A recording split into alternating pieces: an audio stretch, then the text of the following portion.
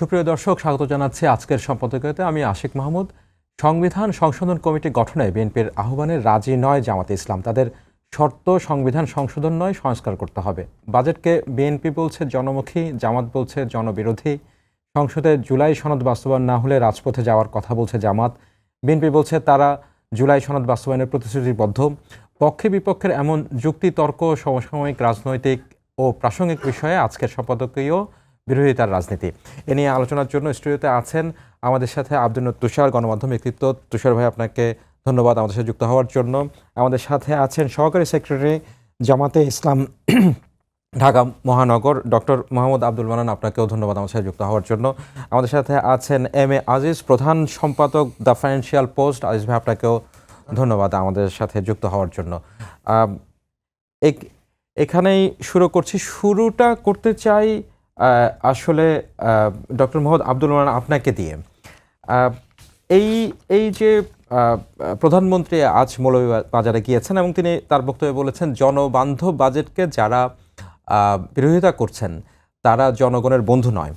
এবং আমরা বাজেট প্রস্তাবিত হওয়ার পর থেকেই, সংসদে প্রস্তাবিত হওয়ার পর থেকে বিরোধিতা শুনছি, কিন্তু এটি মনে হয় সাম্প্রতিক সময়ের এমন একটি বাজেট যে বাজেটের পরে দ্রব্যমূল্যের দাম বাড়েনি, কোনো অংশে দাম কমেছে।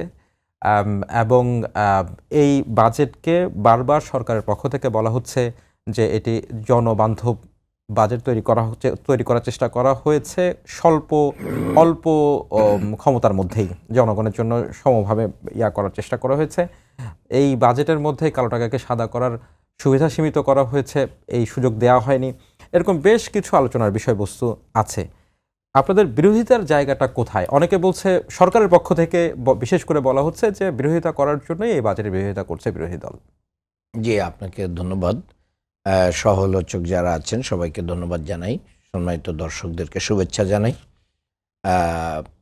আপনি যে কথা উত্থাপন করেছেন যে বাজেটকে আমরা কেন গণবিরোধী বলছি, দেখেন, আমরা শুধু গণবিরোধী বলি নাই, আমরা এই বাজেটকে উচ্চাভিলাষী বলেছি, আমরা এই বাজেটকে বাস্তবতা বিবর্জিত বলেছি, এবং আমরা বলেছি যে এই বাজেটটা মানুষকে তার যে কাঙ্ক্ষিত লক্ষ্য, জন আকাঙ্ক্ষা, সেটা পূরণে ব্যর্থ হবে। দেখেন, বাজেটকে যদি আপনি আলোচনায় নিয়ে আসেন তাহলে দেখবেন 9,38,000 কোটি টাকার বাজেট। এই বাজেটের রাজস্ব আয় প্রায় 7 লক্ষ কোটি টাকার কাছাকাছি, 6,90,95,000 কোটি নির্ধারণ করা হয়েছে। আপনি বলেন বিগত বছর সমূহের ভিতরে সর্বোচ্চ রেভিনিউ কালেকশন কত? সেই রেভিনিউ কালেকশন যদি আমি সর্বোচ্চটা ধরে প্লাস ধরি গ্রোথ সহ, তাহলে এটা 4 লক্ষ কোটি টাকার প্লাসের বেশি হওয়ার কোনো সুযোগ নাই। 3 লক্ষ সামথিং কাছাকাছি। জি হ্যাঁ, তাহলে এখানে 3 লক্ষ কোটি টাকা মানে এখানে ঘাটতি রয়েছে। এবং বাংলাদেশের যে ঋণ আছে, এই ঋণের যে প্রিন্সিপাল অ্যামাউন্ট দিতে হয় বাৎসরিক, এটাও প্রায় 1.5 লক্ষ কোটি টাকার কাছাকাছি। তাহলে 4.5 লক্ষ কোটি বা 4 লক্ষ প্লাস কোটি টাকা এখানে আমাদের ঘাটতি থাকবে। সেই ঘাটতি মেটানোর জন্য সরকার IMF, বৈদেশিক এবং বেসরকারি ব্যাংক, এই জায়গা থেকে সরকার ঋণ নেওয়ার চিন্তা করছে, কিন্তু এত টাকা ঋণ সরকার পাবে না। এই জায়গা থেকে বলা হচ্ছে যে এই বাজেটটা বাস্তবতা বিবর্জিত, উচ্চাভিলাষী, এবং এটা একটা রেকর্ড দেখানোর জন্য যে বাংলাদেশে এত কোটি টাকার বাজেট আগে কখনো দেওয়া হয়নি। আপনি যদি অন্যদিকে দেখেন তাহলে আপনার 234 কোটি বিলিয়ন ডলার বাংলাদেশ থেকে বিগত 15 বছরে পাচার হয়ে চলে গেছে। এবং আমি এই জায়গাটায় আসতেছি। এই জায়গায় এসে আপনি কাগজে কলমে যে ধরনের মানুষকে কি দিচ্ছেন, মানে কমিটমেন্ট দিচ্ছেন, এই কমিটমেন্টটা বাজেট পাস হওয়ার পরে বাস্তব জায়গায় যখন আপনাকে মেলাতে হবে, সেই জায়গায় আপনি এটা রাখতে পারবেন না। আপনি যখন সরকারি কর্মচারীদের কি দিবেন, পে স্কেল দিবেন, ধাপে ধাপে দিলেও তো দিতে হবে। আপনাকে যখন কর সীমা আপনি বলছেন 25,000 বাড়াই দিয়েছি, কিন্তু ওখানে ট্যাক্স 5% থেকে 10% করে দিয়েছেন। আগে যার 5,000 টাকা 6,000 টাকা কর দিতে হতো তাকে 10 থেকে 12,000 টাকা কর দিতে হবে। সামগ্রিকভাবে করের বোঝা মানুষের কাছে আছে। এবং বাজেট পাস হওয়ার পরে এটা বাস্তবায়নের ক্ষেত্রে যে জীবনযাত্রার প্রতিটা ক্ষেত্রে আমাদের কি হয়ে যাবে, মানে দ্রব্যমূল্যর ঊর্ধ্বগতি হয়ে যাবে, জনগণের ক্রয় ক্ষমতার বাইরে চলে যাবে। এটা হচ্ছে নাম্বার ওয়ান। নাম্বার টু যেটা বলা হচ্ছে যে এই বছরই সর্বোচ্চ পরিমাণ প্রায় 1 লক্ষ কোটি টাকার কাছাকাছি 98,000 সামথিং আমি আজকে সকালে দেখলাম, সেটা মানে ঋণ কি করা হয়েছে, পুনর্তফসিল করা হয়েছে। মানে এই যে পুনর্তফসিল করা ঋণ কিন্তু খুব ভালো কোনো কিছু না। তার মানে আমার টাকাটা সে দিচ্ছে না, আমি ব্যাংক থেকে আবার তাকে টাকা দিয়ে ওইখান থেকে আমি এই টাকাটা আমাকে অ্যাডজাস্ট করে তাকে আরও সুযোগ সুবিধা দিয়ে দিলাম। এস আলম থেকে শুরু করে যত টাকা লুটপাট করে নিয়ে যাওয়া হয়েছে, এই লুটপাটকৃত টাকা কিন্তু আমাদের জিডিপির সাথে যুক্ত হয়ে আছে। এখনো কোনো ব্যাংক কিন্তু এগুলো কি দেয় নাই, কাগজ কলমে বলে না যে এই টাকা আমার নাই, কিন্তু ওই টাকা যে পাওয়া যাবে না এটা বাংলাদেশ ব্যাংকও জানে। এবং আরও একটা মানে ভয়ঙ্কর ব্যাপার যে বাংলাদেশ ব্যাংক এবং সরকার এনডিএ একটা পলিসি করতেছে, নন ডিসক্লোজড এগ্রিমেন্ট, যার মাধ্যম দিয়ে বাংলাদেশ ব্যাংক এবং বাংলাদেশ সরকারের পক্ষে বিভিন্ন গ্রুপ বিদেশে এই পাচারকৃত অর্থ ফেরত আনার জন্য কাজ করবে। কিন্তু সেই পাচারকৃত 100 টাকা ফেরত পাওয়ার পরে সে যদি আমাকে 10 টাকা দিয়ে বলে যে আর পাওয়া যায়নি বা এটাই শেষ, তাহলে আপনাকে কিন্তু সেটাই নিতে হবে। এই যে বিভিন্নমুখী মানে আমাদের যে অর্থনীতি দাঁড় হয়ে যাচ্ছে, এখানে আমাদের ভবিষ্যৎটা খুব অন্ধকারের দিকে চলে যাচ্ছে। আমার খুব স্পেসিফিক একটা প্রশ্ন আছে মামুন ভাই, সেটি হচ্ছে যে আমাদের রিসেন্ট সময়ে গত পরশুদিন টেলিভিশনের সম্পাদকদের সাথে, বার্তা প্রধানদের সাথে একটি বৈঠক ছিল প্রধানমন্ত্রীর সাথে। তিনি সেই আলোচনার মধ্যে তিনি বলছিলেন, সেখানে যদিও ক্যামেরা অ্যালাউড ছিল না, কিন্তু সেই আলোচনা থেকে আমি কোট করছি, তিনি বলছিলেন যে এই যে বাজেটের কথা বলা হয় সেখানে আমাদের বিগত সময়, আপনি বিগত সময়ের কথা বলছিলেন, বিগত সময়ে 16 বিলিয়ন কোটি টাকা হচ্ছে দেশ থেকে পাচার হয়ে গিয়েছে। তিনি বলছিলেন যে আমাদের যে বাজেট ঘাটতি দেখা যায় দৃশ্যত, সেই বাজেট ঘাটতি পূরণ করা সম্ভব শুধুমাত্র এই লিকেজগুলো বন্ধ করার চেষ্টা করে। মানে সরকারের পক্ষ থেকে যেটা বলা হচ্ছে, যেটা বারবারই বিরোধী দলের পক্ষ থেকে বলা হচ্ছে, পুরনো রেকর্ড টেনে যে এনবিআর বা অন্যান্য সংস্থাগুলো যেই কর কালেকশন করতে পারেনি, সেই করের আওতায় সত্যিকার অর্থে যদি সংস্থাগুলো যুক্ত হয় তাহলে হচ্ছে যেটা লক্ষ্যমাত্রা অর্জন করা সম্ভব। তো সেই মানে সরকারের সেই প্রতিশ্রুতি যদি দুর্নীতি কমিয়ে আনা যায়, সরকারের সেই প্রতিশ্রুতিগুলোকে আপনারা ধর্তব্যের মধ্যে নিচ্ছেন না? প্রতিশ্রুতিকে আমরা ধর্তব্যের ভিতরে এটার কারণেই নিতে পারছি না যে 5ই আগস্টের পর থেকে এই পর্যন্ত সরকারের যত ধরনের নেতৃত্ব আছে মাঠ পর্যায়ের, কেউই দুর্নীতি থেকে মানে নিজেকে মুক্ত করতে পারে না। চাঁদাবাজিতে মানুষ অতিষ্ঠ হয়ে গিয়েছে, দুর্নীতির ভিতরে মানুষ ডুবে গিয়েছে, যেখানে যেভাবে পেরেছে মানে একবারে লুটপাট হয়েছে। এবং মামলা বাণিজ্য থেকে শুরু করে নিয়ে এমন ধরনের বাণিজ্য হয় নাই যার মাধ্যম দিয়ে মানুষ এটাকে আর বিশ্বাসে আনতে পারে না। বাংলাদেশের একটা রাইজিং একটা ব্যাংককে মানে কিছুদিনের ভিতরে তাকে একবারে দেউলিয়ার পর্যায়ে নিয়ে যাওয়া হয়েছে।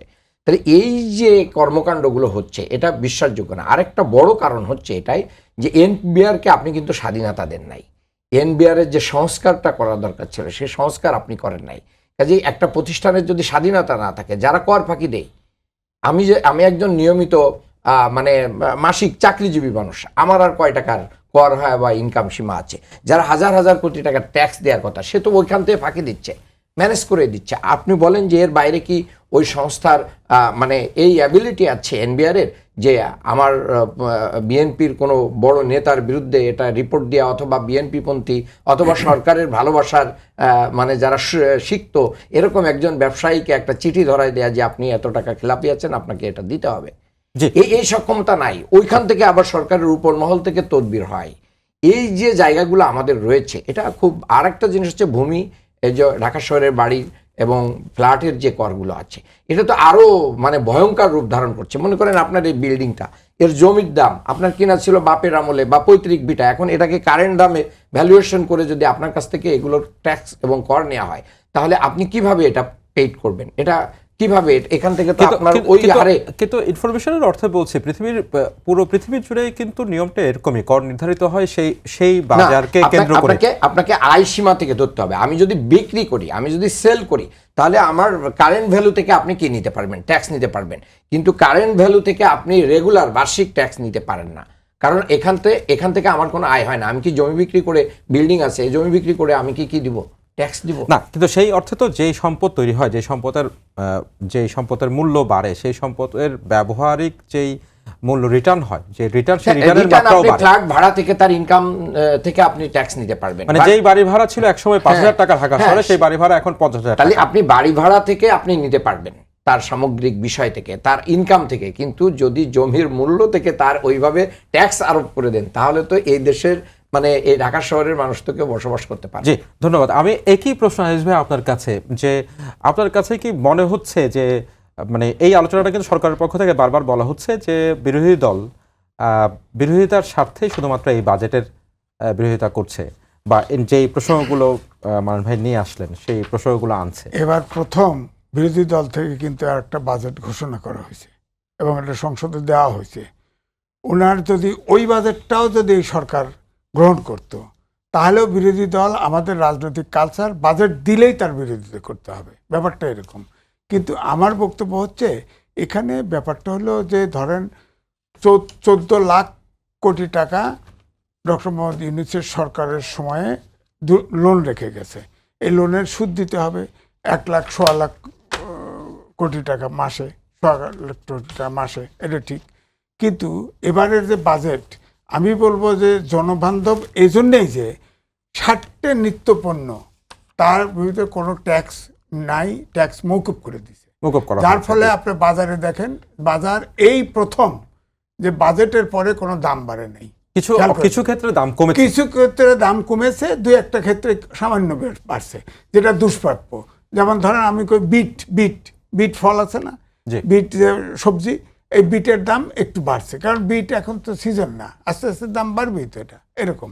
দ্বিতীয়টা হচ্ছে যেমন জমির দামের কথা মান্নান ভাই বললেন, যে এটা কালো টাকা সাদা করার জন্য, যেটা বলছে এখানে একটা, আমি বলবো সরকার কিন্তু চাতুরতার পরিচয় দিছে। অর্থাৎ জমির প্রত্যেকটা মৌজাওয়ারি টাকা ধরা থাকে, জমির মূল্য, বাড়ির মূল্য, বাড়ি ভাড়া সব ধরা থাকে, এটা ধরা থাকবে। তো এখন ধরেন আমরা সাধারণত করি কি, যত পারি কম দামে জমি বিক্রি করে দেই বা কম দামে বাড়ি বিক্রি করে দিই। এখন বলা হচ্ছে যে আপনার টাকার প্রশ্ন করা হবে না। ধরেন আমি একটা বাড়ি কিনলাম বা মৌজার মূল্য আছে 1 কোটি টাকা, কিন্তু আমি ওটা রেজিস্ট্রি করতে চাই, ধরেন মৌজা মূল্য আছে 1 কোটি, কিন্তু কিনতে হবে 1.5 কোটি টাকা দিয়ে। তো এই 1.5 কোটি টাকা যদি রেজিস্ট্রি হয়, এই যে 50,000 যিনি বিক্রি করবেন তিনিও 15% ট্যাক্স দিবেন, যিনি কিনবেন তিনিও 15% ট্যাক্স দিবেন, তাহলে তার টাকার উৎস জিজ্ঞেস করা হবে না। তো এটা তো ডাবল, আপনার ডাবল কর তো বেশি পাচ্ছে, আমি বলবো। এটা থেকে তো এইভাবে কালো টাকা সাদা করার কথা বলা হয়েছে, আমি যেটা দেখলাম। তো এই জন্য আমি বলছি যে ধরেন এখন দেশের লণ্ডভণ্ড অবস্থা, এখনও মধ্যপ্রাচ্যের যুদ্ধ আছে, এই অবস্থায় যে বাজেটটা করা হয়েছে, এই বাজেটটা আমার মনে হয় যে এখন এর চাইতে ভালো বাজেট করা খুব কঠিন, এটা সম্ভব না। এখন এই অর্থমন্ত্রী বলছে যে এটাতে আমাদের অর্থ এবং দেশকে ঠিক জায়গায় আনতে হলে অন্তত 3 বছর সময় লাগবে, এটাই স্বাভাবিক। কারণ ধরেন যদি মধ্যপ্রাচ্যের যুদ্ধ বন্ধ না হয়, এখনও তো ধরেন নেতানিয়াহু বাগড়া দিয়ে আছে, না হয়, তাহলে তো জ্বালানি হচ্ছে জীবন এবং জীবিকার লাইফলাইন, জ্বালানি যদি ঠিক মতো না পান, তাহলে সব জিনিসের দাম বাড়বে। এই সরকারকে কিন্তু মানে নির্বাচনের পরপরই, সরকার গঠনের পরপরই কিন্তু বেশ কয়েকটা এই ধকল সামলাতে হলো, মানে যুদ্ধ থেকে শুরু করে নানান সামলাতে হচ্ছে, এবং এখনো চলছে, এই প্রক্রিয়ার মধ্যেই আছে। না, ওইটা সমস্যা তো আছে। আমার তো বললাম যে সর্বাঙ্গে ঘাম মলম লাগাবেন কোথায়, দেশের অবস্থা কিন্তু এই জায়গায়। এখন ধরেন বাজেট, এই দেশটাকে যদি রিপেয়ার করতে চান, ঘাটতি বাজেট তো দিতেই হবে, বড় বাজেট লাগবে, কারণ হচ্ছে চেষ্টা তো করতে হবে। তা IMF এর কাছে লোন শেখ হাসিনার সময় নিচে, 3rd কিস্তি IMF না করে দিছে, যেটা দেখলাম। এখন অর্থ সেক্টর সংস্কারের জন্যে সরকার বড় ধরনের লোন নিচ্ছে IMF থেকে, নিচ্ছে। ধরেন IMF নিলে হয়তো লোন হবে দেশে, লোনে তো ধরেন $29 ট্রিলিয়ন আমেরিকার লোন আছে, যে দেশ যত ধনী তার লোনও বেশি। লোন থেকে ভয় পেলে তো চলবে না। আমার কথা হলো যে আমরা, মুশকিলটা হচ্ছে আমরা ট্যাক্স দিই না, NBR এর সুশাসন নাই, NBR সহজ করতে পারে না। মান্নান বাইরে আয় মাসে 50,000 টাকা, সোজা লিখে দেবে 50,000 টাকা এত টাকা ট্যাক্স, আমি অনলাইনে দিয়ে দেবো। এমনভাবে বিশ্রীভাবে ফর্ম পূরণ করছে, আপনার NBR এর লোকের কাছে যাইতেই হবে ট্যাক্স, এবং তাকে ঘুষ দিতেই হবে। আমার এই জন্য বলছে যতক্ষণ পর্যন্ত এই দেশ থেকে দুর্নীতি শেষ না করতে পারবেন, অর্থাৎ ক্যাশলেস সোসাইটি না করতে পারবেন, ততদিন দুর্নীতি থাকবে, কম বেশি থাকবেই। মানে প্রাতিষ্ঠানিক সংস্কারের কথা বলছেন আর কি। হ্যাঁ, এটা লাগবে তো। আপনি ধরেন এনবিআর এ আপনি ট্যাক্স দিতে পারবেন, বলা তো হয় এনবিআর এ অনলাইনে ট্যাক্স দেন, আপনি দিতে পারবেন, ওই ফর্ম পূরণ করতে পারবেন না আপনি। আপনাকে এনবিআর এর একটা লোককেই ধরতে হবে, ধরতে গেলেই দেখবেন সে আপনার ট্যাক্স তখন ফাঁকির রাস্তা দেখায় দিবে, আপনি ফাঁকি দিবেন, কিছু কমায় নেবেন, কিছু কমায় দিবেন, এইভাবে হয়ে যাবে। সুতরাং ক্যাশলেস সোসাইটির দিকে যেতে হবে। ধরেন আমরা জানিই না, এই যে ধরেন ট্রাফিক সিগন্যালে এআই লাগাই দিছে সরকার, এখন তো গাড়ি অলরেডি কিন্তু কিছুটা ডিসিপ্লিনে আসছে। হয়তো আমাদের দেশে ধারণ ক্ষমতার অধিক গাড়ি, এটা ডিসিপ্লিনে আসতে সময় লাগবে। গাড়ি তো কমাইতে হবে। বাসটার ধারণ ক্ষমতার অধিক গাড়ি থাকলে তো আপনি কোনোভাবেই, যেমন আমি শুনলাম যে সরকার বিআরটিসি বাস, দোতলা বাস নামাবে, নামালে তো আরও জ্যাম লাগবে। সুতরাং এটা তাহলে এই কাজ করবে না তো। সুতরাং এটা প্র্যাকটিক্যাল হইতে হবে যে ধারণ ক্ষমতার অধিক একটার আইডিয়াল শহরে 25% উন্মুক্ত জায়গা লাগে, আমাদের আছে 7%, তারও আবার 3% দখল করা, ফুটপাত হকার মকার মিলে ভাড়া দিয়ে খায় আর ভাড়া দিয়ে খায়। তো এটা কি করবেন আপনি? এগুলো তো উঠে ক্লিয়ার করতে হবে, নাহলে তো এই কাজ করবে না। আমরা আধুনিক যুগে অর্থাৎ বিজ্ঞানের যুগে আমাদের যদি যাইতে হয় তাহলে সময় লাগবে, ধীরে ধীরে যাইতে হবে, এবং 2-3 বছর সময় তো লাগবেই। এবং তারপরে আমি বলবো যে বিএনপি বলেন, জামাত বলেন, এনসিপি বলেন, বা অন্যান্য 11 দল বলেন, সবাই অভ্যুত্থানের শক্তি, সবাই আমার মনে হয় যে মিলেমিশে করুক, সবাই কারো ইগো না রেখে সবাই একে অপরকে সহযোগিতা করুক, গঠনমূলক সমালোচনা করুক, গঠনমূলকভাবে সব কিছু সংস্কার করুক বা সংশোধন করুক, যা করুক। এটাই আমার। জি, ধন্যবাদ। তুষার ভাই, একই প্রশ্ন আপনার কাছে, অন্য প্রসঙ্গে যাওয়ার আগে, মানে আসলে সরকারের এই যে বক্তব্য যে বিরোধিতার জন্যই বিরোধী দলের বিরোধিতা, এটা আসলে আপনি কিভাবে করে দেখেন? বিরোধী দল সরকারের বিরোধিতা করবে না, সরকারের পক্ষ নিবে? সরকারকে এটা আশা করেন যে বিরোধী দল সরকারের বিরোধিতা করবে না, সরকারের প্রশংসা করবে?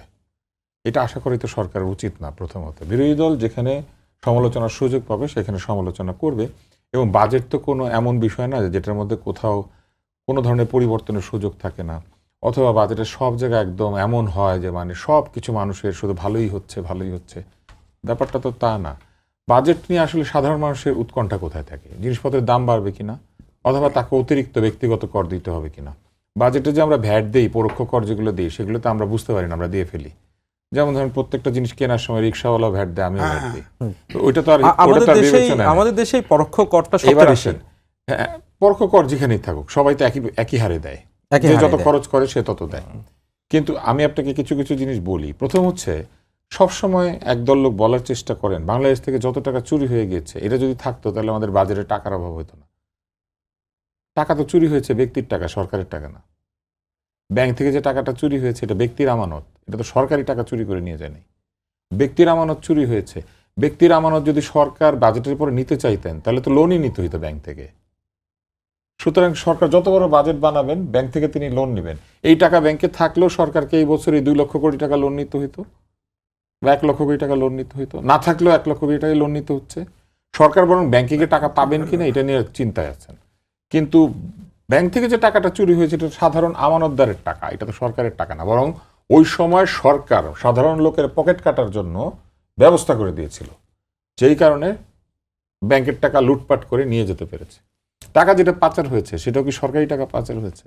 টাকা পাচার হয় ঘুষের টাকা, টাকা পাচার হয় অপ্রদূষিত অর্থের টাকা, টাকা পাচার হয় ব্যাংক থেকে যারা এই যে নামে বেনামে ঋণ তুলে নিয়ে তারপর বিদেশে বাড়ি গাড়ি করেছেন, তারা নিয়ে গেছেন। কিন্তু সেই টাকাটা তো এই অর্থনীতির টাকা, সেই টাকা এই মার্কেট থেকে চলে গেলে তো অর্থনীতির টাকা আর বাজেটের টাকা এক না তো। অর্থনীতির টাকা থাকলে ওই টাকা কি সরকারের পকেটে আসে?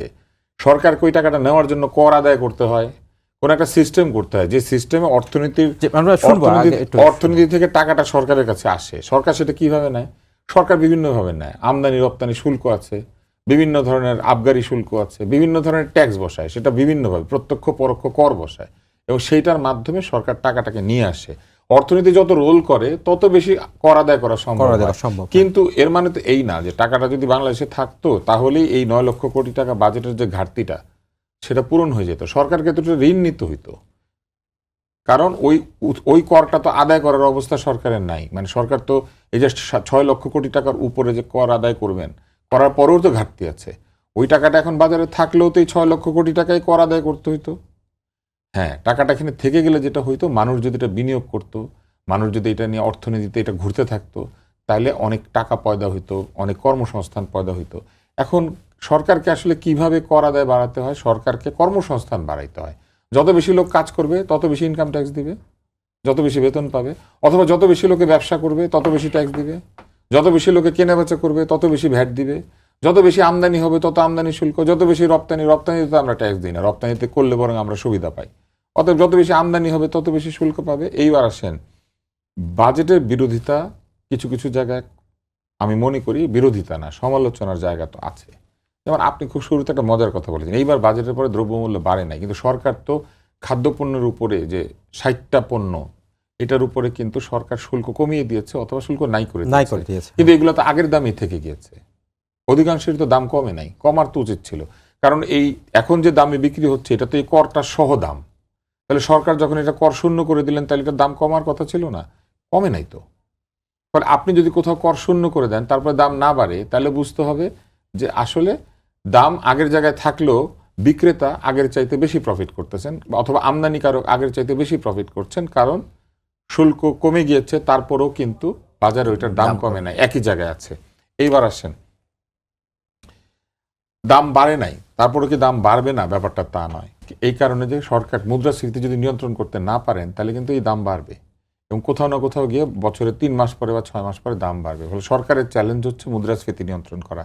এখন মুদ্রাস্ফীতি তারা কিভাবে নিয়ন্ত্রণ করবেন, এটা হচ্ছে ভিন্ন বিষয়। এইবার আসেন, আমরা সরকারের অবস্থাটা দেখি। সরকারের একটা বাংলাদেশ ব্যাংক আছে, সেই বাংলাদেশ ব্যাংক বহু বছর ধরে লুটেরা পুঁজিপতিদের সাথে সম্পৃক্ত ছিল, এবং আওয়ামী লীগ সরকারের সময় এবং অন্তর্বর্তী সরকারের সময় তারা ঠিকমতো ব্যাংকিং খাতকে শৃঙ্খলা আনতে পারেন নাই। ব্যাংকিং খাত কিন্তু এখনও শৃঙ্খলা আসে নাই। আজকের পত্রিকা আমি সম্ভবত দেখেছি 20টার বেশি ব্যাংক দুর্বল অবস্থায় আছে, কি জানি আছে। সিআরআর যে জমা দিতে হয়, অর্থাৎ বাধ্যতামূলক যে ঋণ এবং আমানতের যে প্রভিশন বা একটা সঞ্চিতি যেটা বাংলাদেশ ব্যাংকে রাখা লাগে, সেটা অধিকাংশ ব্যাংকের নাই। এবং গড় যে এই যে সিআরআর এর যে গড়, সেটা বাংলাদেশে নাকি 3% নিচে নেমে গিয়েছে, যেটা কিনা পাকিস্তানে পর্যন্ত 21%, শ্রীলঙ্কা 19%। বাংলাদেশে সেটা 10%-এর নিচে চলে যাওয়াটা একটা চিন্তার ব্যাপার। সেখানে এটা 2.5%। তার মানে বাংলাদেশে যত ঋণ দেওয়া হয়েছে, সেই ঋণের সঙ্গে আমানতদারের স্বার্থ রক্ষার জন্য যে অনুপাত রাখা দরকার, সেই অনুপাত বাংলাদেশ ব্যাংক বজায় রাখতে পারে নাই। তাহলে বাংলাদেশ ব্যাংক করেটা কি? এখন এই যে মুদ্রাস্ফীতি কমাবে, মুদ্রানীতি কে ঘোষণা করে? মুদ্রানীতি ঘোষণা করে বাংলাদেশ ব্যাংক। বাংলাদেশ ব্যাংক মুদ্রাস্ফীতি কমানোর জন্য মুদ্রানীতি ঘোষণা করবে।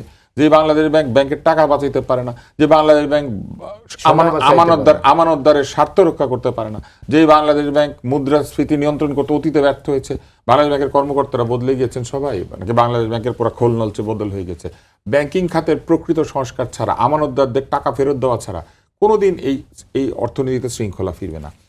সরকার কি করে? ব্যাংক উদ্ধার করতে যাচ্ছে। ব্যাংক উদ্ধার না, আমানতদারকে উদ্ধার করেন। আমানতদার তখন টাকাটা নিয়ে আরেকটা ব্যাংকে রাখবে, ভালো ব্যাংকে রাখবে। ওনারা যাচ্ছেন ব্যাংক বাঁচাইতে। ব্যাংক বাঁচানোর কিছু নাই, আমানতদারের টাকা ফেরত দিয়ে দেন। আমানতদার ওই ব্যাংককে টাকাই রাখবে না এরপরে আর। আজকে আপনি যে ব্যাংক বাঁচাবেন, কালকে যদি আমানতদারকে টাকা ফেরত না দেন, কি হবে? আমানতদার মরে যাবে। আর কালকে যদি আপনি আমানতদারকে টাকাটা ফেরত দেন, ব্যাংকটা মরে যাবে। তো সে যে ব্যাংক মরে যাবে, আমানতদারের টাকাটা ফেরত দিয়ে দেন, সাধারণ আমানতদারের টাকা। সেটা নিয়ে সরকারের কোনো চিন্তা ভাবনা এখনো পর্যন্ত লক্ষ্য করা যাচ্ছে না। এটা কিন্তু খুব ইম্পর্টেন্ট। এইবার আসেন, একটা জায়গায় আসি, সম্পদ নিয়ে একটু আগে আজিজ ভাই ব্যাখ্যা দিচ্ছিলেন। এই যে বাড়ি বিক্রি, ফ্ল্যাট বিক্রি, জমি বিক্রি, অথবা জমি ডেভেলপারকে দিয়ে যে এক ধরনের চুক্তি করে না, সেই জায়গায় একটা অদ্ভুত আইন করেছেন সরকার, এবং এই আইনটা নিয়ে কেউ কথা বলছে না। সেটা হচ্ছে, মনে করেন আপনি একটা বাড়িতে ছিলেন, আপনি ব্যাখ্যাটা খুব মনোযোগ দিয়ে শুনবেন। আপনি একটা বাড়িতে ছিলেন, আপনি বাড়ি ভাড়া দিতেন না, নিজের বাড়িতে থাকেন। আপনি বাড়িটা ডেভেলপারকে দিয়ে দিয়েছেন, দেওয়ার পরে আপনি 50 লক্ষ টাকা সাইনিং মানি নিয়েছেন। এটা আয়, এটার উপরে কর দিবেন, ঠিক আছে। এটা আপনার সম্পদের উপরে অর্থ যুক্ত হয়েছে। কিন্তু ডেভেলপারকে যখন আপনি এটা দিয়ে দেন, তখন তো আপনি অর্ধেক জমির সত্ত্ব ত্যাগ করেন, এবং ডেভেলপার এটা বানানোর বিনিময়ে ডেভেলপার একটা লাভ করে। তাহলে আপনি জমির প্রকৃত মূল্য কিন্তু আপনি পান না। আপনি অর্ধেক জমির বিনিময়ে আপনি অর্ধেক ফ্ল্যাট পান, 50-50, 50%, 50%। তাহলে আপনি যে জমিটা হারালেন, তাহলে সম্পদের মূল্য কমবে তো এখানে। সম্পদের মূল্য না, তার মানে যে জমির মালিক তার অংশের সম্পদ। আপনি কি করেছেন? আপনি 1 কোটি টাকার একটা জমি 50-50% ডেভেলপারের সাথে এগ্রিমেন্ট করেছেন, তাহলে 50% জমি তো আপনি ডেভেলপারকে দিয়ে দিয়েছেন, যেটা ডেভেলপার ওটার উপর ফ্ল্যাট বানিয়ে জমি সহ বিক্রি করবে। তাইলে আপনি 100% জমির দাম কি আসলে আপনি পান না। আপনি ওই 50% জমি, আপনি ওই 50% জমির বদলে আপনি ফ্ল্যাট পান এই পাশে কিছু, আপনার অর্ধেক জমি থাকলো, আর বাকি অর্ধেক জমি ডেভেলপারকে দিয়ে আপনি ফ্ল্যাট নিলেন, উনি নির্মাণ করে দিল, নির্মাণ করে আপনাকে দিল। এইখানে অঙ্কটা কিন্তু একটু জটিল, এই অঙ্কটা বিবেচনায় নিতে হবে। আপনি 1 কোটি টাকার জমি দিয়ে দিলে আপনি 50 লাখ টাকার জমি হারান, এবং তারপরে একটা হিসাব করা হয় যে এই জমি ওই জমি এবং ফ্ল্যাটের দাম দিয়ে যদি তার চেয়ে বাড়তি কিছু থাকে ওইটা সাইনিং মানি হিসেবে অ্যাডজাস্ট করে। তাহলে ঠিক আছে, আপনি 50 লাখ টাকা সাইনিং মানি পেলেন, এটাকে আয় ধরা হলো, কিন্তু আপনি তো ওই বাড়িটাতে থাকতেন, তাহলে আপনি তো বাড়ি ভাড়া দিতেন না। এখন ডেভেলপার আপনাকে সেই জন্য একটা বাড়ি ভাড়া দেয়, 40,000 টাকা বা 50,000 টাকা আপনাকে বাড়ি ভাড়া দিচ্ছে। সরকার বলেছেন ওইটাও আপনার আয়, বলে ওইটার উপরে ট্যাক্স দিতে বলছে।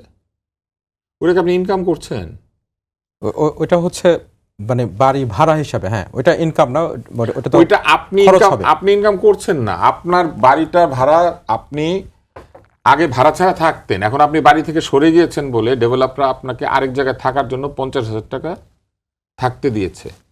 তো এটা তো আপনার ব্যয় হলো, আপনার সম্পদ থেকে এটা মাইনাস হওয়া উচিত, এটা প্লাস হবে কেন? বাড়ির দাম, বাড়িটা থাকলে আপনি কি হতো, প্রতি মাসে 50,000 টাকার বাড়ি ভাড়ার সুবিধা আপনি পেতেন, সেটার জন্য তো আপনি কোনো কর দিতেন না। সেজন্য কর দিতে হতো না। নিজের বাড়িতে থাকলে আপনি কর দিতেন? আপনি কর দিতেন না তো, আপনি নিজের বাড়িতে থাকেন, ওটার উপর আয়কর হয়। তো আপনি নিজের বাড়িটা একজনকে বানাতে দিয়েছেন বলে ডেভেলপার আপনাকে ওই সময়টুকু পুনর্বাসনের জন্য আরেকটা জায়গায় থাকতে দিয়েছে। তো সেটা তো আপনার বাড়ি ভাড়ার যে মূল যে সম্পদ মূল্য সেটা কিন্তু মাইনাস হওয়া উচিত, এটা প্লাস হবে কেন? আপনি আমার কথা বুঝতে পেরেছেন? বুঝতে পেরেছি। সরকার এটা প্লাস করেছে, এখন এইটা সমালোচনা করা যাবে না? না, এটা সমালোচনা করা যাবে, কিন্তু সরকার বলছে সমালোচনা করা যাবে না, সরকার বলছে না, মানে সরকার বিভিন্ন বক্তব্যে সরকার বলছে যে বিরোধিতা করার উদ্দেশ্যেই শুধু বিরোধিতা করা হচ্ছে। এখন যে আমি সমালোচনা করলাম একটু, আমি কি বিরোধিতা করছি? আসলে কোনো বিরোধিতার উদ্দেশ্যে করছি না। এটা হচ্ছে হিসাবের একটা ফাঁকি, একটা হিসাবের একটা অদ্ভুত হিসাব আর কি। তো এইটা তো আমার আয় হচ্ছে না, আমি তো আগে 35,000 টাকা খরচ করতাম না, এবং এখন আমি 35,000 টাকা পেয়ে আমার কাছে থাকছে না। জি, পরিষ্কার। আচ্ছা, গেল। এইবার আসেন, সরকার বলেছে আপনি যদি অতিরিক্ত দামে বাড়ি বিক্রি করেন, অর্থাৎ মৌজা রেট আছে 1 লক্ষ টাকা, কিন্তু আপনি বিক্রি করেছেন তার চেয়ে বেশি দামে, তাহলে অতিরিক্ত যে টাকাটা হলো এটা অপ্রদর্শিত হয়ে যাবে, এটা আজীবন হয়। তখন বলেছে আপনি যদি এটা ঘোষণা করে দেন তাহলে একটা কর দিবেন, আর ঘোষণা না করলে, করেন নাই, ধরা পড়লে কর দেবেন। ঠিক আছে, এটা তো আগে ওই একই নিয়মই ছিল। কিন্তু সমস্যাটা কোথায় আমি আপনাকে বলি, সমস্যাটা হচ্ছে অধিকাংশ জায়গাতে মানুষ মৌজা রেটের উপরে লেনদেন যখন করে, সে অপ্রদর্শিত টাকা দিয়ে করে, এবং অপ্রদর্শিত অবস্থায় এটা লেনদেনটা হয়, কোথাও লেখা থাকে না কে কত টাকা নিয়েছে, এবং তাতে করে সরকার কি হয়, সরকার কর বঞ্চিত হয়, এটা সত্য কথা। কিন্তু এইটাকে যদি প্রকাশ্যে আনতে হয়, তাহলে এই পদ্ধতিতে কিন্তু আনা যাবে না। কেন আনা যাবে না? আনা যাবে না এই জন্য যে সরকার বহু জায়গাতে মৌজা মূল্য কম নির্ধারণ করে রেখেছেন, আবার সরকার বহু জায়গাতে মৌজা মূল্য বেশি নির্ধারণ করে রেখেছেন। সরকার মৌজা মূল্য নির্ধারণ করতে যান কেন? সরকার মৌজা মূল্য নির্ধারণ করতে মার্কেটের উপরে ছেড়ে দেওয়া উচিত। মার্কেটের উপরে ছেড়ে দিবেন, যে টাকায় বিক্রি হবে সেই টাকায় রেজিস্ট্রি হবে। আপ ডাউন করে তো না, সেই টাকার রেজিস্ট্রি হবে। কিন্তু আপনি যখন মৌজা মূল্য নির্ধারণ করে রেখে দিয়েছেন, তখন তো আপনি সুযোগটাই দিয়ে দিয়েছেন যে এই দামে কেনা বেচা করলে কেউ আপনার জিজ্ঞেস করবে না মৌজা মূল্য এটা। তার লোকে কি করে, মৌজা মূল্য হচ্ছে 10%, 20%, 30% বাড়িয়ে বা এরকম একটা বাড়িয়ে একটা লেনদেন করে। এবং এটা কিভাবে ঠিক হয় জানেন? এটা ঠিক হয় ধরুন ওই একই সময় 50টা দলিল সিগনেচার হচ্ছে বা 100টা দলিল সিগনেচার হচ্ছে, ওইখানে মূল্য ওইটার আশেপাশেই সবাই করে, এবং সাব রেজিস্ট্রি অফিস থেকে ওইটা আশেপাশেই সবাই করে, যারা বেচা কিনা করে তারাও করে, কারণ তারা জানে বাজারে কি দামে লেনদেন হচ্ছে আর মৌজা মূল্য কিভাবে নির্ধারণ করা হচ্ছে এবং আগের 10টা দলিল কিভাবে হয়েছে। যে আমরা আরেকটি প্রসঙ্গে যেতে চাই, ফলে আপনি এটাকে কি করে ঠেকাবেন? মৌজা মূল্য নির্ধারণ করতে কোনো প্রয়োজন নাই, মানুষ গিয়ে হিসাব করবে এত টাকা বা এত টাকা, তারপরে সে যদি অর্থ প্রদর্শন করতে চায় তাহলে যে মূল্যে কেনা বেচা করেছে সেই মূল্যেই করবে, কম হলে কম, বেশি হলে বেশি। জমির দাম তো উঠার নামা করে, মুশকিলটা কোথায় জানেন? সরকারের কাগজের মধ্যে কিছু কিছু অদ্ভুত ব্যাপার আছে। আজকে যদি আপনি মনে করেন সলিমপুর বলে একটা কোনো জায়গা আছে, সলিমপুরে আপনারা জমি লেনদেন করছেন, সেইখানে যদি আপনি 1 লক্ষ টাকা কাঠা জমি লেনদেন করেন, তাহলে ওইটা স্ট্যান্ডার্ড সেট হয়ে যাবে। পরের জন যদি 80,000 টাকা কেনা বেচা করে, তাহলে বলবো আপনি কর ফাঁকি দিচ্ছেন। তো জমির দাম কমে না? জমির দাম কমে, জমির দাম বাড়ে, এমনকি জমির দাম 0 পর্যন্ত হয়ে যায়। পুরো পৃথিবীতে সেটার একটা স্ট্রাকচার। সরকার কোনোদিন জমির দাম কমতে দেয় না, ও কমটা কোনোদিন স্বীকার করবে না, সবসময় বলবে বাড়বে। আরেকটা মজার ব্যাপার আছে, কোনো জায়গাতে সরকার এবার যেটা নিয়ম করেছেন, আয়কে 15% ধরে নিতে হবে, যে আপনি কোনো না কোনোভাবে 15% লাভ করেছেন। আমি একটা উদাহরণ দিই। বাংলাদেশে কতগুলি বড় বড় অ্যাডভার্টাইজিং এজেন্সি আছে। তো আমি যখন প্রথম ব্যবসা শুরু করি, আমি এই ধরনের ব্যবসার সঙ্গে যুক্ত ছিলাম টেলিভিশনে। তো যাওয়ার পরে দেখা গেল বৃহৎ ব্যবসা প্রতিষ্ঠান, তার কর দেয় হচ্ছে 9%। সেখানে কর্মকর্তারা বাধ্য করলেন যে আমি একটা ছোট্ট প্রতিষ্ঠান, আমাকে কর দিতে হবে 15%, এবং উনি 15%-এর নিচে মানবেন না। কিভাবে? আমার প্রফিট 15% ডিক্লেয়ার করতে হবে। বৃহৎ বিজ্ঞাপনদাতা প্রতিষ্ঠান তার বাৎসরিক আয়ের যে প্রফিটের যে হার, সেটা নির্ধারণ করেছে 9%-এ। আর ছোট প্রতিষ্ঠানকে তারা জীবনের প্রথম কর দেওয়ার সময় বলছে আপনি 15%-এর নিচে দিতে পারবেন না। জি, আমরা স্পেসিফিক বাজেটের যে স্পেসিফিক বাজেটের আয় না, বাজেটের স্পেসিফিক আমি আপনাকে তো বলছি, বাজেটের স্পেসিফিক কি? বাজেটের আয়। তাহলে বাজেট যেখান থেকে আয় করবে, আমি বলছি যে বাজেটের যে সব স্পেসিফিক বিষয় আছে সেই আলোচনার পাশাপাশি, মানে সেই আলোচনার থেকেও আমরা, মানে এটার যে রাজনৈতিক প্রতিক্রিয়া হয় একটা বাজেট উত্থাপন করার পরে সরকার এবং বিরোধী দলের পক্ষ থেকে, সেটা নিয়ে একটু আলোচনা করতে চাই। যে মানে এই সরকারের পক্ষ থেকে বাজেটকে একেবারেই জনবান্ধব বলা, আর বিরোধী দলের পক্ষ থেকে এটা জনবিরোধী বাজেট বলা। কোনো বাজেটই জনবিরোধীও না, জনবান্ধব না। বাজেটকে আমরা জনবান্ধব এবং জনবিরোধী এটা করতে যাই কেন? বাজেট হচ্ছে একটা বাজেট, একটা আয় ব্যয়ের হিসাব। আপনি ইনকাম করবেন এবং আপনি খরচ করবেন। বাজেট হচ্ছে সরকারের আয় ব্যয়ের হিসাব, এবং সরকার আয় করবে কোথা থেকে এটা বলে, এবং সরকার ব্যয় করবে কোথায় সেটা বলে। বাজেট জনবান্ধব হয়েছে কিনা এটা নির্ভর করবে হচ্ছে এই বাজেট করার পরে। বাজেট যখন বাস্তবায়িত হবে তখন আপনার জীবনে আনন্দ ফিরে আসছে কিনা, আপনার খরচ কমছে কিনা, আপনার জীবনে স্বাচ্ছন্দ্য আসছে কিনা, আপনার স্বাস্থ্যের যে বাজেট বেড়েছে এই কারণে আপনি স্বাস্থ্যসেবা বেশি পাচ্ছেন কিনা, এগুলো দিয়ে হিসাব হবে, জনবান্ধব না বান্ধব না। কেউ কি একটা হিসাব দেখার পরে বলতে পারে যে এই হিসাবটা জনবান্ধব হিসাব? কোথায় পারে হচ্ছে যদি দেখে যে হ্যাঁ জনবান্ধব কেন, আমার আগের চেয়ে করের বোঝা বাড়ে নাই, জনবান্ধব কেন, এই বাজেটের ফলে অনেক কর্মসংস্থান তৈরি হবে, এরকম যদি একটা আশা ভরসা পাওয়া যায়, তখন লোকে বলে যে এই বাজেটের মধ্যে অনেক জনবান্ধবতা আছে। তো ফলে কোনো বাজেটই তো জনশত্রু না, সব বাজেটই জনবান্ধব। কিন্তু এই বন্ধুত্বের পরিমাণটা কতটুকু, এইটা নিয়ে হচ্ছে বিরোধী দলগুলি সমালোচনা করে যে আপনি আমার কতটুকু বন্ধু হয়েছেন। আপনি অনেক ধরনের বন্ধু হতে পারেন। একটা যে বন্ধু 3 দিন তোর বাড়িতে গেলাম দেখা পাইলাম না, 3 দিন গিয়েছেন, বন্ধু বাড়িতে থাকে না, অথবা তালা মেরে চলে যায়, অথবা ভিতরে থেকে বলে আমি নাই। জি, বুঝতে পারছেন? হ্যাঁ, এখন হচ্ছে এইটা হচ্ছে একটা বন্ধুত্বপূর্ণ বাজেট। আর ওইটাও তো একটা জনবান্ধব। আরেক বন্ধু বলে তুমি আমার বাসায় আসো না, কি হয়েছে, রান্না করছিলাম বাসায় পাঠিয়ে দিচ্ছি, ওইটাও জনবান্ধব। জি, ধন্যবাদ। আমরা একটু ভিন্ন আলোচনায় যাই, মানে এই বাজেটের আলোচনার বাইরে। সেটা হচ্ছে সংবিধান। আজিজ ভাই, আপনার কাছে দিয়ে শুরু করতে চাই। সংবিধান সংশোধনের জন্য বিশেষ কমিটিতে বিরোধী দলের প্রতিনিধিকে আহ্বান জানিয়েছিল সরকার, এবং আজ বিরোধী দলের পক্ষ থেকে বলা হয়েছে যে সংবিধান সংশোধন কমিটিতে তারা থাকবেন না যদি এটা সংবিধান সংস্কার না হয়। বিরোধী দল কি এখানে, বিরোধী দলের পক্ষ থেকে আছেন মানান ভাই, তার কাছে যাব, কিন্তু বিরোধী দল কি এই সংবিধান সংশোধন আর সংস্কার এই শব্দের মধ্যে আটকে গেল নাকি? মানে এটিও একটি প্রসঙ্গ সরকারের, যে বিরোধী দল সামহাও কোনো না কোনোভাবে একটা বিরোধিতার জায়গায় থাকতে হবে। একটা পিছনে যেতে হবে। একটা হয়েছিল গণভোট করে, একটা হলো সংস্কার কমিশন করার কথা, পার্লামেন্ট থেকে একটা কমিটি করে সংস্কার কমিশন, এবং তারপরে ঐক্যমত্য কমিশন করার কথা।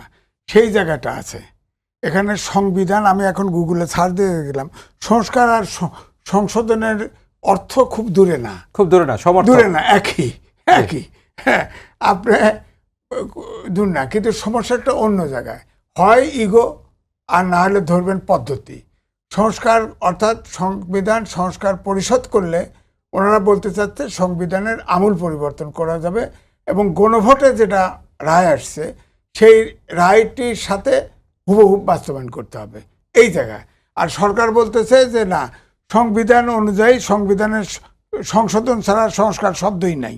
হ্যাঁ, কিন্তু আপনার 2000 কত সালে 41 দফা দিয়েছিল বিএনপি, সেখানে সংস্কার লেখা আছে 31 দফায় সংস্কার লেখা আছে। তো তখন হয়তো সংবিধান হয়তো খেয়াল করে না যে ড্রাফট করছে সংস্কার, সংস্কার বলতে সংশোধন একই বুঝছে হয়তো। কিন্তু আমার বক্তব্যটা এখানে যে আমার কথা হলো যে অভ্যুত্থানের শেষের দিকে একটা পলিটিক্যাল দাবি আসছে, ফ্যাসিবাদের বিলোপ চাই, তার মানে গণতন্ত্র চাই, আইনের শাসন, সুশাসন। তারপরে এই জায়গায় যেতে আমার মনে হয় যে জায়গায় জটিলতাটা বাড়ছে, এতে তো যদি ছাপার করে জনগণ করবে, আর যদি তিরস্কার করে হয় সরকারি দল নাই বিরোধী দলকে করবে। আমরা তা করতে চাই না। আমার কথা হলো গঠনমূলক আলোচনা করে আপনারা সংবিধানটা, আমি পার্লামেন্টে বলতে দেখছি যে স্বরাষ্ট্রমন্ত্রী উনি কথা বলেন, উনি বলছে যে আমরা যে 7 অনুচ্ছেদ আছে যেখানে বাইন্ডিং দেওয়া আছে যেটা সংস্কার করা যাবে না, যে সংসদ সর্বময় ক্ষমতার অধিকারী, আমরা সেটাও সংশোধন করব বলছে। তো আমার কথা, সরকারের পক্ষ থেকে বারবারই বলা হচ্ছে যে জুলাই সনদ যেটি বিএনপি স্বাক্ষর করেছে তার পুঙ্খানুপুঙ্খ রূপে বাস্তবায়ন করবে, সেটা সরকারের পক্ষ থেকে বারবারই বলা হচ্ছে। এখানে একটু প্রশ্ন আছে। সংস্কার কমিশন আউলে বাজায় দিয়ে গেছে, সংস্কার কমিশনের বই নিয়ে আসেনি। ওখানে যারা note of dissent, Jamaat note of dissent দিচ্ছে, সবাই নোট অফ ডিসেন্ট আছে। যে যে জায়গায় পয়েন্টে নোট অফ ডিসেন্ট দিচ্ছে সেখানে ব্র্যাকেটে লিখে আছে নোট। হ্যাঁ, যদি জনগণের ম্যান্ডেট পায় এই নোট অফ ডিসেন্টে, তাহলে তাদের মতো করে বাস্তবায়ন করতে হবে। বিএনপি তো জনগণের ম্যান্ডেট পেয়েই ক্ষমতায় এসেছে না, ওইটাই। তাহলে যদি আপনি জুলাই সনদ দেখেন, জাতীয় সনদ যেটা প্রিন্টেড ফর্মে আসছে, তাহলে তো যেসব জায়গায় যারা নোট অফ ডিসেন্ট দিয়েছে তারা তো তাদের ধরেন বিশেষ করে বিএনপি 2/3 মেজরিটি পাইছে, তাহলে তারা বাস্তবায়ন করতে বাধ্য না। যদি গণভোটের প্রশ্ন আসে, আর্গুমেন্টটা এইটা আছে, জুলাই সনদে তো ওখানে লেখা আছে যে তারা এটা বাস্তবায়ন করতে বাধ্য না। তারা বলে যে ভোট পাইছে অত পার্সেন্ট। ওই আদেশটাই তো, রাষ্ট্রপতি তো সংবিধান অনুযায়ী আদেশই দিতে পারে না। গণভোট নিয়ে তো বিএনপির পক্ষ থেকে একটা পলিটিক্যাল আর্গুমেন্ট আছেই যে এটি কতটুকু সঠিক তরিকায় হয়েছে।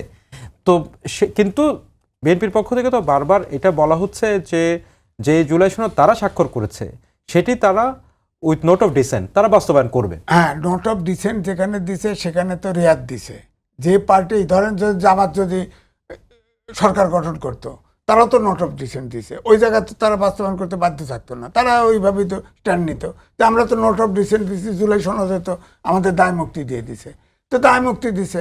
আমার এই জায়গায় বক্তব্য, জুলাই সনদ জাতীয় সনদে দায় মুক্তি যেহেতু বিএনপিকে দিছে, আমার মনে হয় এটা যেহেতু অভ্যুত্থানের শক্তি সব, তারা গঠনমূলক আলোচনা করে এটা সংশোধন করে নিক।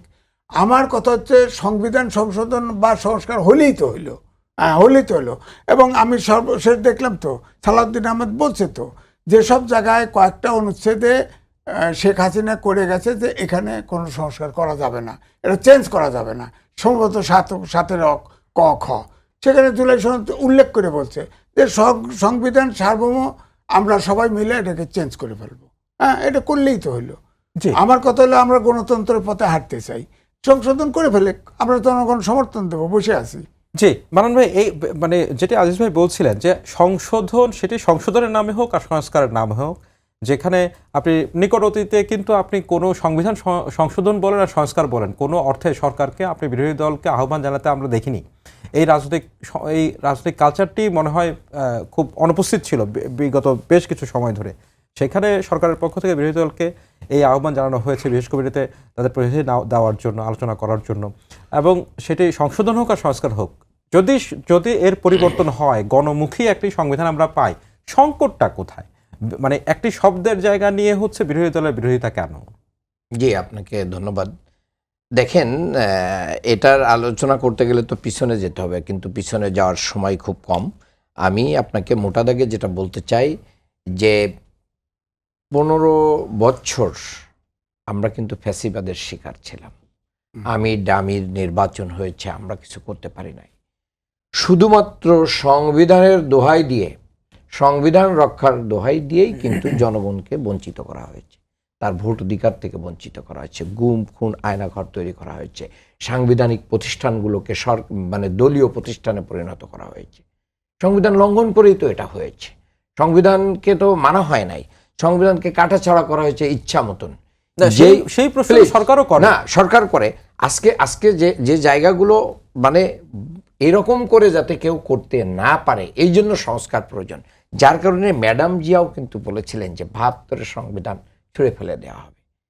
এই সংবিধান আমাদেরকে, হ্যাঁ, যখন এটা তৈরি করা হয়েছিল সে সময় এটা আমাদের যতটুকু ছিল সেই সেটা ব্যাখ্যা গ্রহণযোগ্য কিন্তু ছিল। আমি একটু এখানে একটু ইন্টারফেয়ার করতে, সেই ব্যাখ্যা কিন্তু সংসদে সালাউদ্দিন আহমেদ সাহেব তিনি ব্যাখ্যা দিয়েছেন যে যেই কোর্টটি বিরোধী দলের পক্ষ থেকে করা হয়, যে বেগম খালেদা জিয়া তিনি সেই সময় যে কথাটি বলেছিলেন ৭২ সংবিধান ছুঁড়ে ফেলে দেওয়ার কথা, এটি একটি রেটরিক অর্থে, এটি আক্ষরিক অর্থে একেবারে সংবিধানকে ফেলে দেওয়া, সেই অর্থে মানে মিন করা হয়।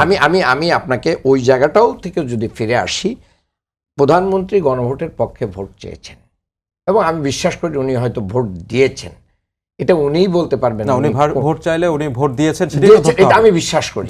ঠিক আছে, তো বিশ্বাস করে ঐকমত্য কমিশনে আপনারা সাইনও করলেন এবং নিজেদের ৩১ দফার প্রথম দফায় আপনি সংস্কার লিখলেন, সংশোধন লিখলেন না। এখন এসে কেন আপনি সংশোধনের জন্য কমিটি করবেন? কাছাকাছি যদি হয় তাহলে আপনি জনগণের যেটা ভোট দিয়েছে, আপনি জনগণের টার্মটাকেই গ্রহণ করেন, করে আপনাকে ওটার জন্য শপথ গ্রহণ করেন। আজকে নির্বাচন কমিশন কিন্তু শপথ বাক্য পাঠ করিয়েছে। নির্বাচন কমিশনের সেই শপথ একদল নেই নাই, তো এটা তো এমনি হয় না, এটা তো আইনভাবেই করেছে এবং বিরোধী দলে যারা আছে তারা তো সেই শপথটা গ্রহণ করেছে। ওই ওটটা না হলে আপনি মৌলিক সংস্কার করতে পারবেন না। আপনি এখানে রংচং করতে পারবেন, এটা সংশোধন করতে পারবেন, যেখানে দাগ লাগছে একটু করে দিলাম, কিন্তু এর শেপটাই যদি চেঞ্জ করতে হয় তাহলে আপনাকে সংস্কার করতে হবে। আপনাকে এই সংবিধান সংস্কারের জন্য ওত নিতে হবে এবং সবাই মিলেই সেটা করতে হবে। আমাদের দেশের ইতিহাসে কিন্তু গুরুত্বপূর্ণ সংশোধন মানে চেঞ্জ আনা হয়েছে সংবিধানে শুধুমাত্র সংশোধনের মাধ্যমে, মানন ভাই। না, এই পর্যন্ত যা আনা হয়েছে সেগুলো সংশোধনের মাধ্যমে আনা হয়েছে, কিন্তু এইগুলো আমাদের রাজনীতি, অর্থনীতি, আমাদের জীবন ব্যবস্থাকে কি করতে পারে, স্টেবল করতে পারে নাই। কাজেই এখানে একটা পরিবর্তন প্রয়োজন। আজকে যদি আপনি সংবিধানের দোহাই দেন, সংবিধান মেনে তার হাসিনার পতন হয় নাই, হয়েছে। আপনি যদি আজকে সংবিধান মনে করেন তাহলে সংবিধান মানেন, যদি ওইটাই ধারাবাহিকতা মানেন, তাহলে তো হাসিনা এখনো প্রধানমন্ত্রী থাকে, যেটা সে মাঝে মাঝে ইন্ডিয়া থেকে বলতেছে। তা আপনি তো ওইটা মানেন না, খালি নিজের টুক মানেন কেন? কাজেই এই অভ্যুত্থান একটা পরিবর্তনের জন্য হয়েছে, একটা মৌলিক পরিবর্তন হয়েছে। বারবার তো আমাদের এই জাতি কেন রক্ত দিতে হবে?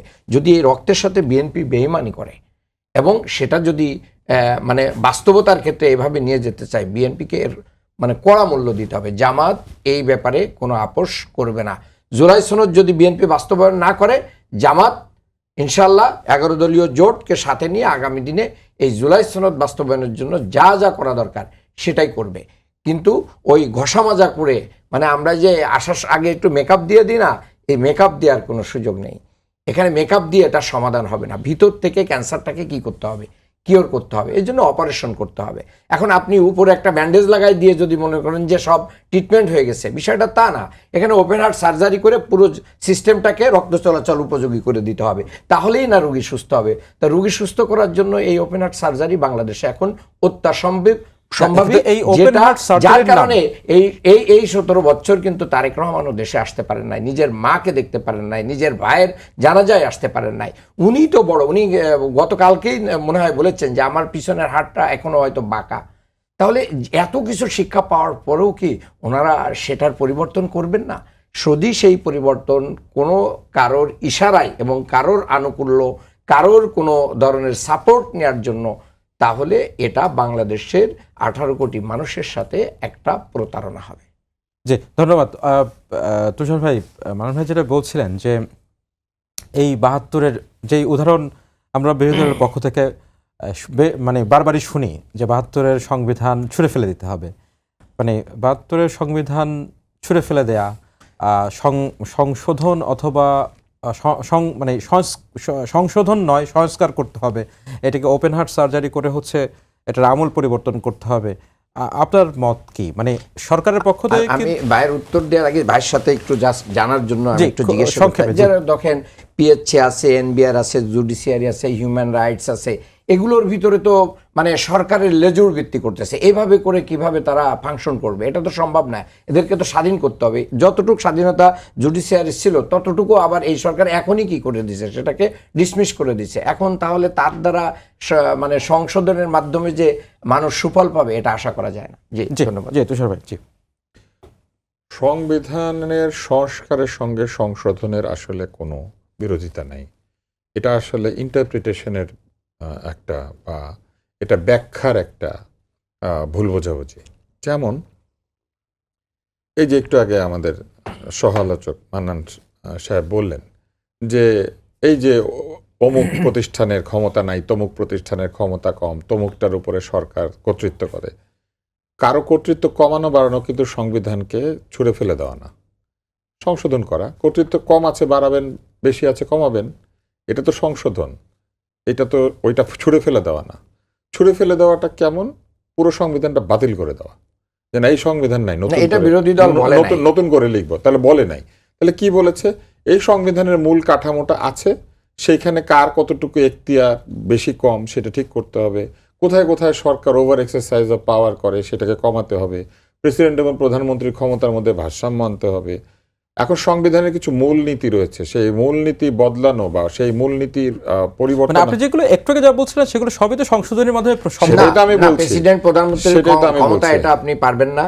তারপরে 10 বছরের বেশি কেউ প্রধানমন্ত্রী থাকতে পারবে না। এটাও আপনি এটাও আনতে গেলে এটা সংশোধনী এনে আনতে হবে। সংশোধনী এনে সংস্কার করতে হবে এবং এটা মানে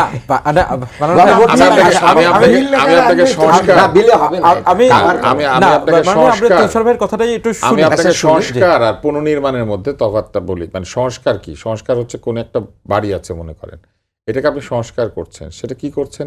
জানালাটা একদিকে আছে, বন্ধ করে দিয়ে আরেকদিকে একটা জানালা কাটলেন। বারান্দা নাই, একটা বারান্দা যুক্ত করলেন। কিংবা ছাদের মধ্যে বাগান নাই, বাগান করলেন। এগুলো হচ্ছে সংস্কার। আর পুনর্নির্মাণ হচ্ছে বাড়িটাকে ফেলে দিলেন, নাই আবার তৈরি করলেন। ওনারা সংস্কার বলতে যেটা বুঝেন ওইটা হচ্ছে ওই বাড়িটাকে ফেলে দিয়ে একটা নতুন সংবিধান তৈরি করা। তা না হলে সংশোধনী হচ্ছে সংবিধানকে ঠিক করার প্রক্রিয়া। সংবিধানের মতো চলবে। যেখানে যেখানে অসুবিধা বোধ করেছে সংসদ বসে সেসব জায়গাতে আইনের পরিবর্তন আনবে, সাংবিধানিক যে ধারাগুলি আছে সেটা পরিবর্তন আনবে, পরিবর্তন এনে সেটাকে সংশোধন করবে। যেমন এই যে তত্ত্বাবধায়ক সরকার পদ্ধতি, এটার জন্য কিন্তু গণভোট হয়েছিল।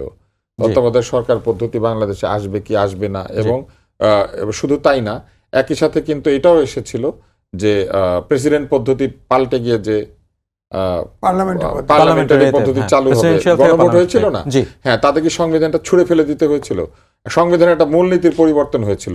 তাতে কি 72-এর সংবিধান, 75-এর সংবিধান, 78-এর সংবিধান, বিভিন্ন সাল দিয়ে আমাদেরকে সংবিধান বলে। আপনি কিন্তু এটা মনে করেন সাল দিয়ে সংবিধানের হিসাব হবে কেন? বাংলাদেশের সংবিধান এটা যেদিন থেকে গৃহীত হয়েছে সেদিন থেকে এটা একটা চলমান প্রক্রিয়া। এইটা সংশোধিত হবে সময় সময় তার প্রয়োজন অনুযায়ী। অতএব ওই যে প্রেসিডেন্ট পদ্ধতি থেকে পার্লামেন্টারি পদ্ধতিতে আসলো, তখন কি সব দলগুলি বলেছিল সংবিধানটাকে ছুঁড়ে ফেলে দেন? ছুঁড়ে ফেলে দেওয়ার কিছু নাই। সংবিধান কোথাও ছুঁড়ে ফেলে দেয় না। সংবিধান টাইম টু টাইম এইটাকে পরিবর্তিত করে সংশোধনীর মাধ্যমে, সেটাই হবে। আর বিএনপির ম্যানিফেস্টো কি ছিল সেটাও বিবেচনায় নিতে হবে। বিএনপি কি কোথাও বলেছিল যে তারা তাদের ম্যানিফেস্টোর বাইরে গিয়ে সবকিছু মেনে নেবে? মোটেও বলে নাই। তারা তাদের ম্যানিফেস্টোর মধ্যে এটা বলেছে, এবং গণভোটের মধ্যে একটা ধারার মধ্যে ছিল যে দলগুলি তাদের ভোটারদের কাছে দেওয়া ম্যানিফেস্টো অনুযায়ী বিভিন্ন কাজ করবে। 4 নম্বর প্রশ্নের মধ্যে এটা ছিল। কিন্তু শুরুর দিকে কিছু জিনিস ওই অন্তর্বর্তী সরকার 3 প্রশ্নের মধ্যে ঢুকিয়ে দিয়েছিল, যেটা কিন্তু বিএনপি তখনই সমালোচনা করেছে, বিরোধিতা করেছে, এবং বিএনপি তার যেই ম্যানিফেস্টো সেই পজিশন থেকে সরে নাই। বিএনপি সেই পজিশন থেকে যেহেতু সরে নাই, বিএনপি মনে করছে যে তার সেই পজিশন পুরোপুরি ব্যাখ্যা করে সে ইলেকশন করেছে। ওখানে বলছে যে তুষার ভাই বলছে যে আমরা যেটা স্বাক্ষর করেছি সেটাই তো বিএনপি বলেছে যে যেখানে যেখানে তারা আপত্তি করেছিল, তারা বলেছিল আমাদের আপত্তির জায়গাগুলি আমরা আমাদের আপত্তি অনুযায়ী সংশোধন করব। কারণ ওই আপত্তি সহ আপত্তি যে আমরা দিয়েছি এটা দিয়েই আমরা জনগণের কাছ থেকে ম্যান্ডেট নিয়েছি। কিন্তু এখানে একটা বিরোধী অবস্থা তৈরি হয়েছে। কেমন বিরোধী অবস্থা? যেটাই যে জামাত ইসলাম বলে সেটা কি না, গণভোটে তো মানুষ হ্যাঁ ভোট দিয়েছে, গণভোটে হ্যাঁ ভোট দিয়েছে, অতএব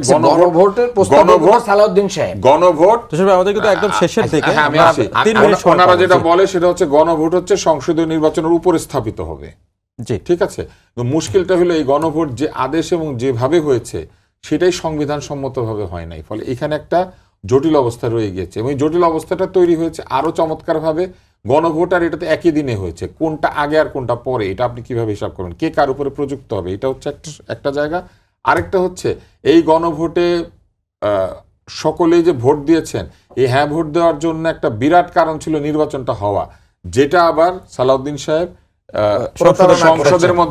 সংসদের মধ্যে বলেছেন যে নির্বাচন যাতে হয় সেই জন্য আমরা অনেক জায়গায় আপত্তি সহ মোটা দাগে হ্যাঁ ভোট দিয়েছি। এক ধরনের হিপোক্রেসি।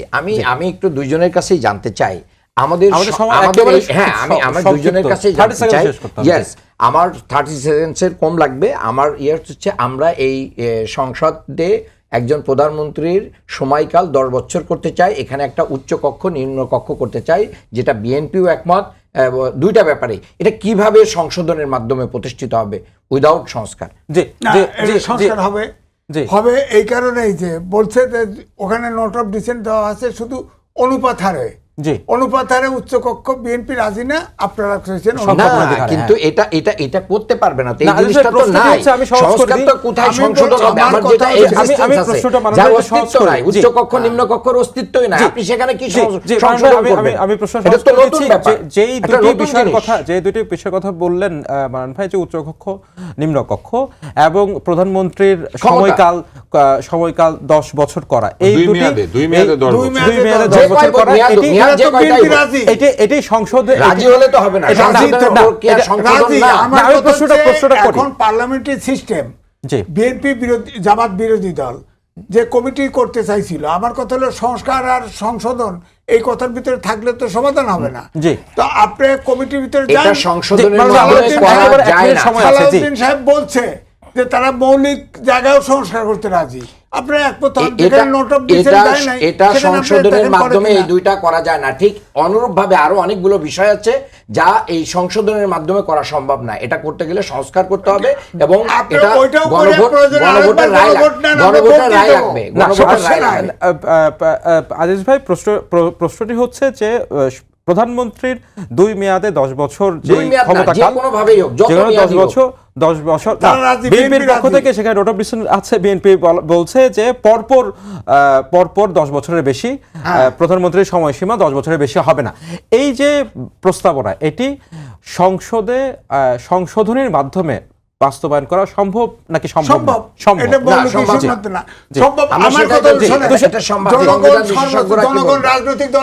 সালাউদ্দিন সাহেব কেন গণভোটের মতন একটা জিনিসকে এখানে ওনার প্রস্তাবনায় তো গণভোট হয়েছে, উনি বলেছেন এগুলো করতে হলে গণভোট লাগবে।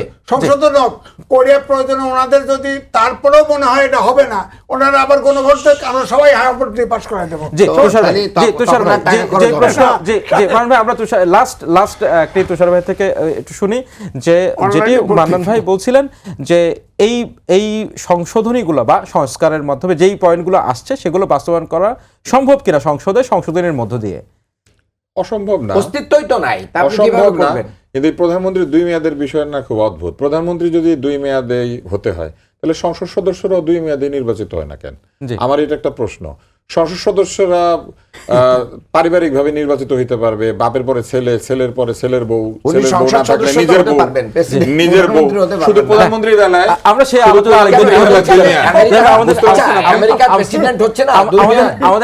আমাদের অনুষ্ঠান শেষ করতে হবে। আমেরিকাতে তো 2 মেয়াদে হচ্ছে। এমনিতে আমেরিকা ভালো লাগে না, শুধু এই সময় ভালো লাগে না। আমাদেরকে অনুষ্ঠানটা শেষ করতে হচ্ছে এখন। ধন্যবাদ আমাদের সবাইকে। এই ছিল আজকের সম্পাদকীয়তে। আগামীকাল আবার একই সময় দেখা হবে। শুভরাত্রি।